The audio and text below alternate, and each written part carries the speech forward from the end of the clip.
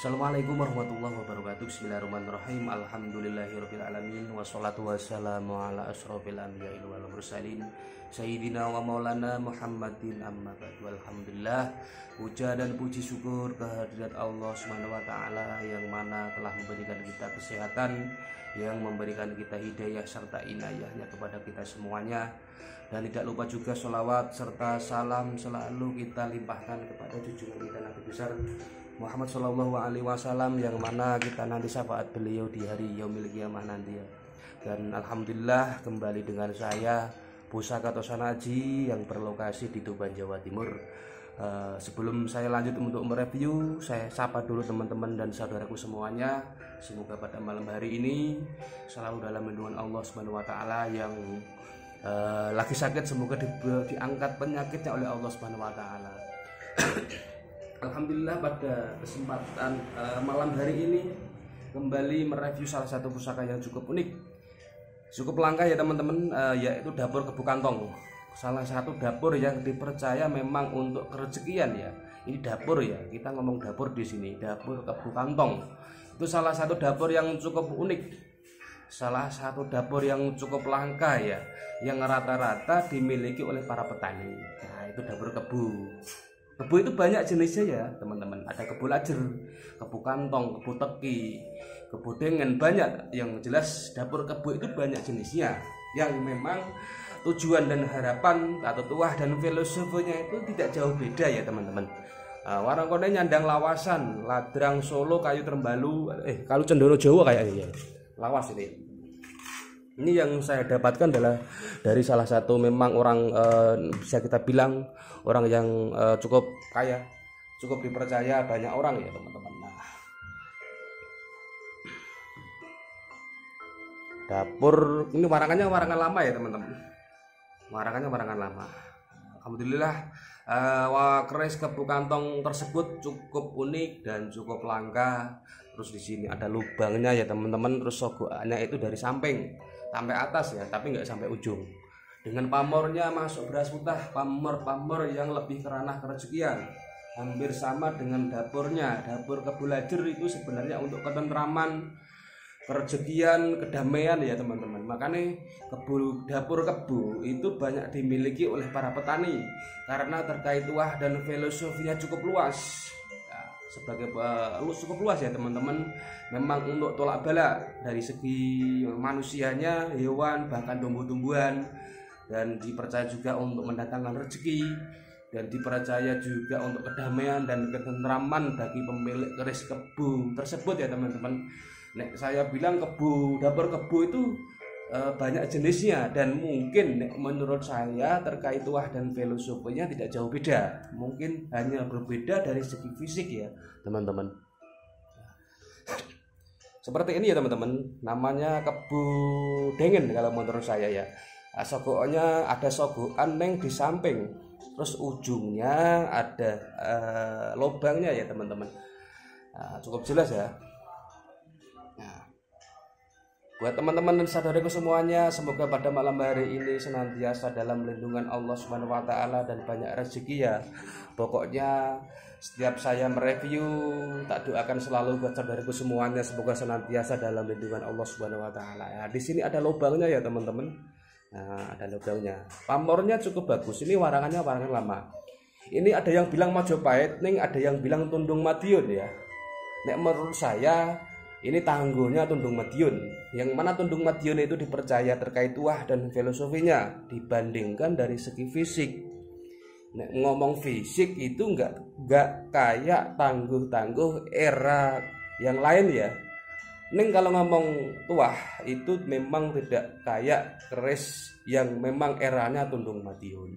Nah, karena Tundung Madiun itu dibuat memang dengan tujuan harapan itu lebih mengunggulkan tuah daripada fisiknya kalau di era Tundung Madiun. Nah, Tundung Madiun ya itu setara dengan Mataram.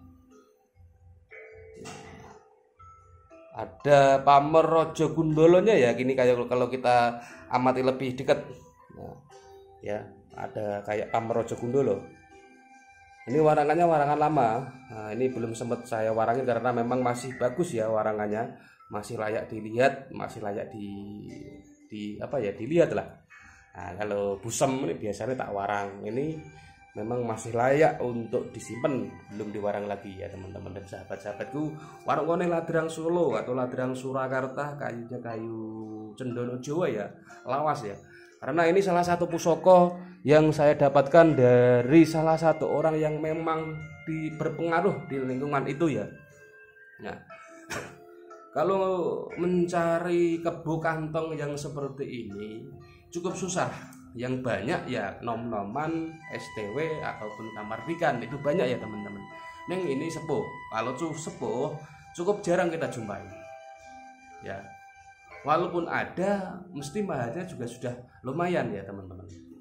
Yang jelas ini tak maharkan ketika nanti ada yang cocok dengan dapur kebo kantong tersebut dengan mahar yang cukup sederhana ya teman-teman. Saya nggak cari yang banyak.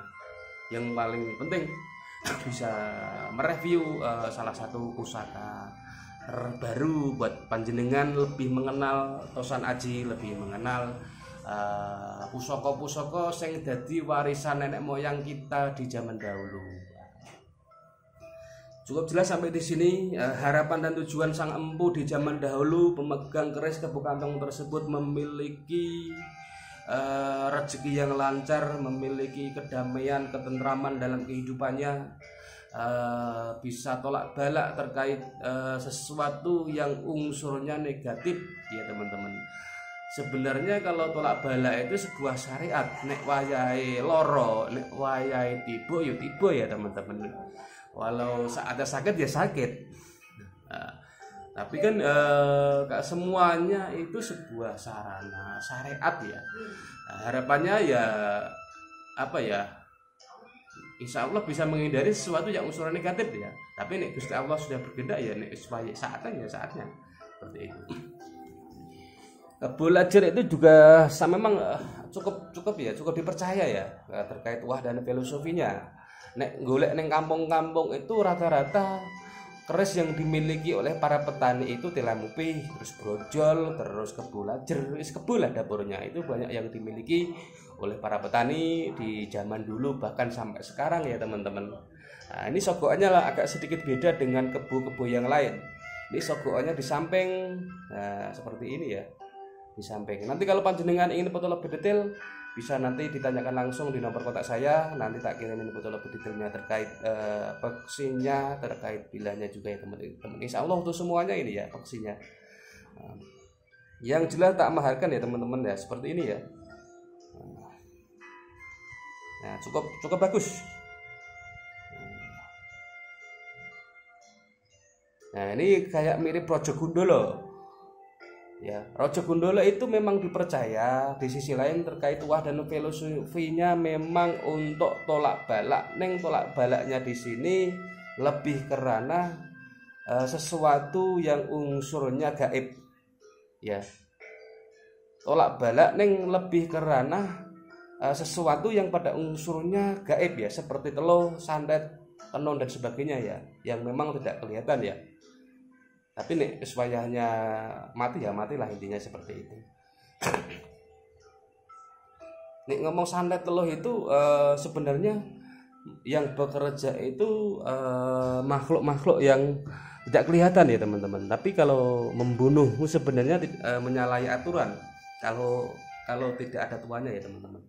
Nantilah kapan-kapan kita ngobrol panjang lebar terkait teluh, terkait santet. Kita harus tahu rumus-rumusnya, kita harus tahu syariatnya, kita harus tahu syariatnya tolak balaknya bagaimana, apa santet itu membunuh, apa santet itu mematikan atau menyakiti.